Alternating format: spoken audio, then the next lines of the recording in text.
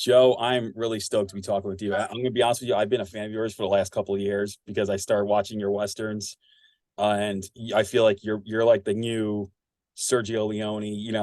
Oh my God. You're bringing that genre back. I mean, I've seen all these other westerns, but I feel like the indie ones are so much more better.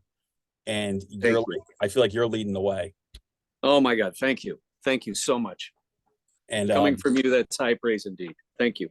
and your latest is Gunfight at Rio Bravo. Yes, I sir. watched it. It was an amazing movie. I absolutely loved it. You team up with one of my favorites, Alexander Nevsky, Matthias Hues, Olivier Grunet.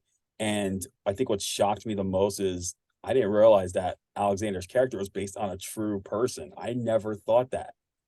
I thought it was like, yeah, I thought for sure it was like a fictional story about a Russian gunslinger. I didn't know this was an actual person. I think that's what I found more intriguing about it. He certainly was. And as you know, um,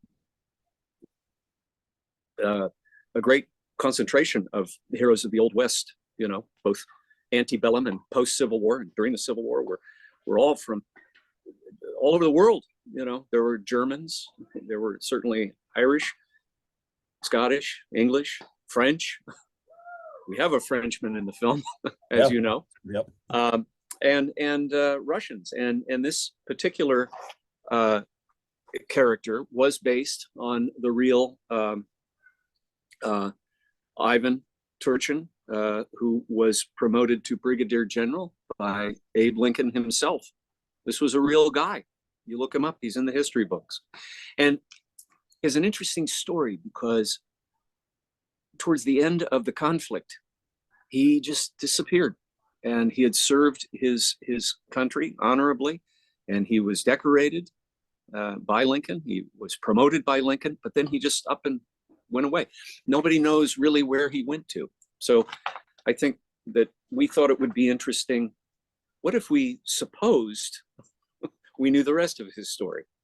And because he's a heroic character, of course, he's going to do heroic things in his private life.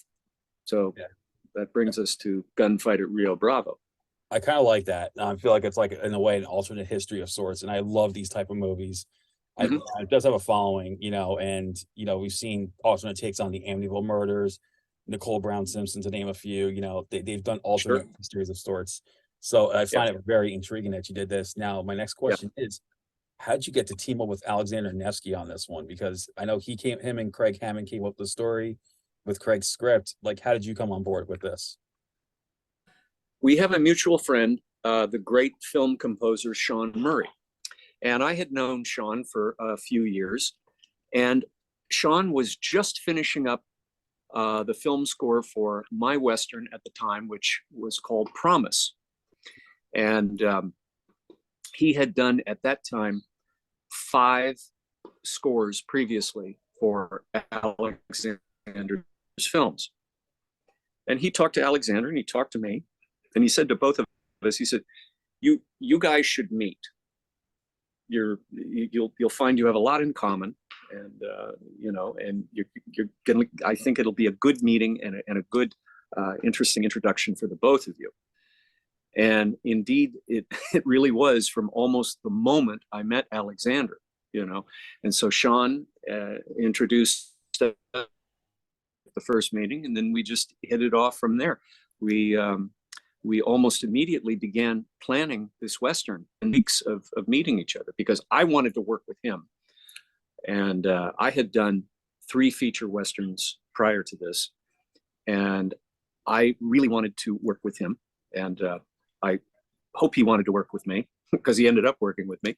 And he and I we discussed it, we thought about it, and that brought us to, well, what if we sort of combined the elements that Alexander is so well known for, the great action, the heroic action movie type of thing, and what I had been started to be affiliated with, which was, the highly stylized Italian type Western, and which was what I kind of grew up enjoying, and that kind of informed a lot of my style of filmmaking anyway. And we thought, what if we did a mashup of these two styles? You know, it's certainly been done, not much, but you know, speaking of Olivier Gruner, Savat, you know. I mean, Olivier trapped in Mexico in 1865, I think it is, and he's got to kick wave against the bad guys. Great movie. It is. And, Ghost Rock was another one. Ghost Rock had that. Yes, modern day Chinese influence with the Western. So yeah, it worked out pretty well. Exactly. So we decided, what if we put something together? And Alexander came up with this story with Craig, and Craig wrote just a knockout of a screenplay, and here we are. That's awesome. And you got to work with Matthias Hues, you know, and Olivier, and you know, Matthias Hues. I like that his character spent most of the film in jail, and he's like playing. I feel like he's playing mind games with like, like he's totally. I love that role for him because, you know, everyone's used to him being, you know, the strong man. He always played that strong man villain type. You know, he uses his muscle, but this time he was using his wits, and I think that's a big plus for his character. What was it like? What was it like with matching wits with this powerhouse? Well, I had a lot of those tense scenes with him in the jailhouse, as you may recall, and doing that opposite Matthias, who's just a big menacing looking guy anyway. He's a real sweetheart in person, but in that role, I mean, think of him in Dark Angel, you know, my God, he's very menacing. And I had him doing just little pieces of business, like he's doing he's doing lifts in the jail cell and stuff like this. And you know, his character just implies menacing action without having to really, and he does some of it in the film towards the end, as you know, but he's so sinister in this. And the way I tried to shoot him, you know, of course, a little bit was on my mind was Colonel Kurtz in Apocalypse Now, you know, the kind of shaded face and but when he stretches his hands and clasps them through the bars of the cell, and he's looking and he's pointing at me, and he just has a very sinister take on the whole thing, and it really heightens the tension. He's great. It was so much fun working with him. Yeah, and Olivier was great in this one too, as Marshall Carter. Oh yeah, he was. Oh yeah. He's always that. Ever since Angels, I've watched him since his first movie, Angel Town, and he always has like this likable demeanor. Even when he was you know, in Savat, you know, he has this likable persona, and yet when he needs to fight the action, you know, when he needs to fight, he just lets it rip, and he does such a great job. You know, what was it like? You know what I like a lot about Olivier is he truly has that rare heroic presence on film. You just know this guy's a hero. You know this guy is going to sacrifice. You know this guy is going to fight for what's right. Mm-hmm. He's just got that element. And a lot of the audiences that have come back to me on this have talked about that as, wow, you know, Olivier is so great in this. And he's really is mesmerizing to watch in that great heroic way, and who doesn't love a great, you know, silent tough hero, you know? Exactly. And he's fantastic. And I love that he gets to unleash his little kicks in the film too. That was that was so fun to see him doing that again. It's like he hasn't lost a step when it came to that, you know. When we screened this at the world premiere a few weeks back in Tucson, Arizona, the audience just went wild when he started, you know, doing that. It was great. Yeah, what I really liked about these, like your Westerns, are you bring the strong woman as well, the strong female characters. You know, they're not really damsel in distresses. Like back in the old days of Westerns, you know, the women were not as strong as they're depicted today, but you did an amazing job with these three. Thank you. Mary, Natalie, and Anna, especially Anna. Anna was like the tough saloon owner. You know, Natalie's the doctor, the physician, and you know, you have Carrie playing the girl who obviously has a crush on you. You can obviously tell that, you know, your character. You know, these three did an amazing job as, you know. Well, all three. Yeah, all three of them are they just all brought their A game. They're all three complete pros. And you know, Carrie has been in a couple of films with me, and she played the lead in the movie Promise, sort of a tragic character, if you remember. Yeah. But you know, in talking about what you just brought up, I always tried to, from my very first film, I always tried to have these women be the independent, fiercely independent, strong-willed, get it done type, you know, just they're willing to go to the ends of the earth to see justice carried out. And even older Westerns, the few of them that had that, when they had that, they really had it. You know, you think of Grace Kelly in High Noon, you know, who ultimately, you know, turns the action around at the end. And that's important, because the truth is, a lot of these women in that period of time, and certainly throughout history, they were like that. They had to be like that. They were tough, and they had to get the job done. And I like seeing that. I like seeing that in any character. I like self-sufficiency in a character. Oh yeah, and so I like for this. And I thought those three are just really exemplified it. And you look, there's a great scene for the people that haven't seen it. There's a great scene between Nora, which is Natalie Denise Sperl, and Alexander Ivan Turchin. They're sitting on a porch, and he's having a cigar, and they're talking. And it's a very extended piece of dialogue, and I think it's some of Alexander's finest acting. Oh yeah, he's ever done. And he's a great actor, by the way. I mean, he really is. He's got tremendous range. And I liked what the both of them did. And, you know, with two pros like that, I really don't have to say too much, you know, as a director. I just say, you know what, this is where I think we ought to shoot for. And boom, they found it. They found the levels. They were subtle. They just kind of down, they were way down. They threw it away, but they were very serious. And look at Natalie in that scene. Oh yeah, definitely. Really, and what really was great about it was, one would think that there would be romantic tension between the two of them, but it was not. It was this mutual form of respect between the two. That was absolutely what I loved. I loved that. Yeah. That the against type stuff. I think it was perfect. That scene was perfectly done, in my opinion. Yeah. Yeah. Thank you. Thank you. How long did shooting take, and did you face any issues at all during production? I can't remember the number of days, weeks that we shot exactly, but we shot all of this in Arizona at a very famous movie town called Gammons Gulch, which is south of Tucson, excuse me. It's in between Tombstone and Tucson, but it's south of Tucson, near a place called Benson, Arizona, which is a lively little town. And we all stayed there, and then we drove in every day to the set. And this place is magnificent. First of all, I know the owner, and the gentleman that coordinates a lot of the productions there. He's featured in the film as well. John Mars. Can't say enough about this guy. He plays Captain Grady, one of the vilest, most despicable humans ever to ride the West. But this town, Gammons Gulch, is without a doubt one of the best locations I've ever filmed at, because everything is there.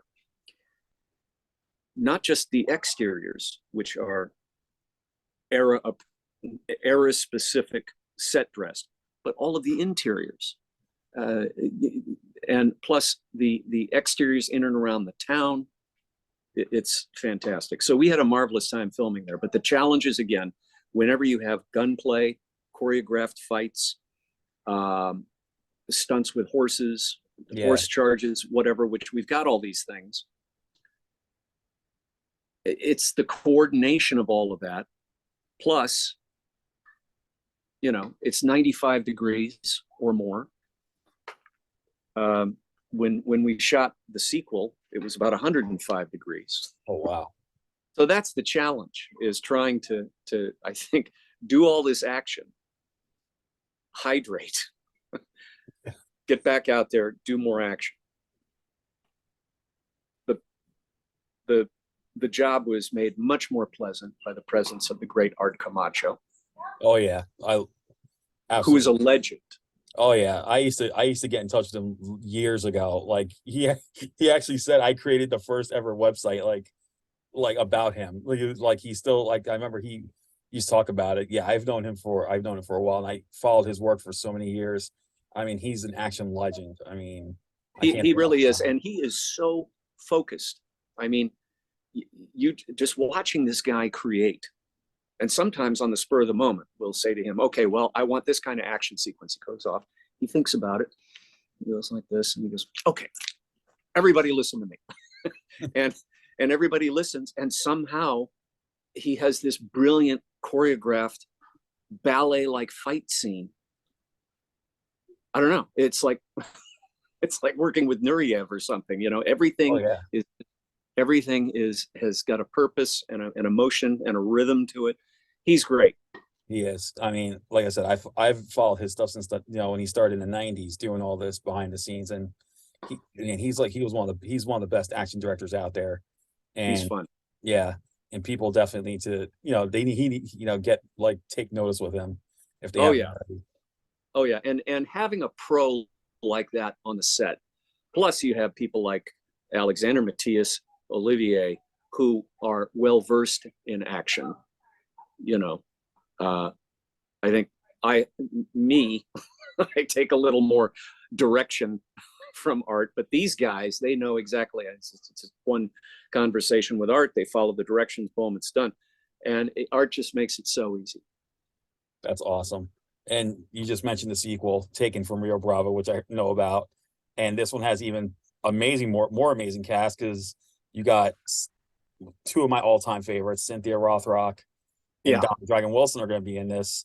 What Yes. can you tell us about the sequel? What can we expect from this upcoming sequel? Well, you can expect it to have more action, more. We really opened this one up. We went back to Gammon's Gulch and we filmed there again. But there will be more action, more gunplay, more horses. You'll see some of the original characters that you were introduced to in the first one. You'll see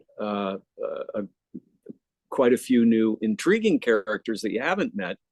And you will meet the most despicable bad guys you have ever met who are just deserving of, of justice.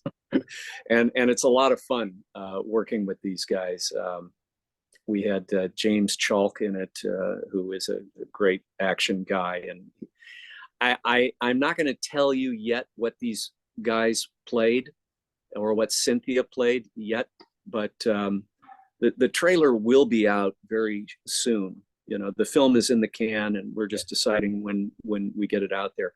But you'll see it very soon and you'll go, oh my God, this is great, because we really put them in some different roles. And so there's a lot more action, there's a lot more sweeping vistas, a lot more epic camera compositions, more horses, and as I said, more bad guys. That's awesome. And I'm it's important. It's important to have Alexander go after bad guys. Yes. You know? That's who knows? Ivan Turch could be the next big action. He could be like the next man with no name for all we know. The way I don't see why not. Yeah. Yeah. And of course we have Sean Murray coming back to compose the music again, and he did a bang up job in Gunfight. I mean, you listen to that score. Oh yeah. That movie is there's so much score in that movie, and it's driving and it's stirring. It was like listening to Ennio Morricone again. That's it. But even more symphonic somehow. It's like his spirit went into Sean. you want to score in that. But another film that was mentioned a while back, and what's going on with it? Night of the Caregiver, that you and Alexander worked on. And that's a horror movie. It is. So what's going on with that? Is it done? Is it? Night of the Caregiver is done. Night of the Caregiver is awaiting a release date, which is to be almost any moment now. Brief synopsis. It's a story of the paranormal with a nice healthy dash of Satanism thrown in just for good measure. Nice. And this film features Natalie again in the lead. And it also co-stars Eileen Dietz, who played Pazuzu in The Exorcist. Yep. And let's just say that Natalie is a caregiver working for a care facility who has to drive to a remote location she's a little unsure of, and she gets there and odd things start to happen. I'll leave it at that.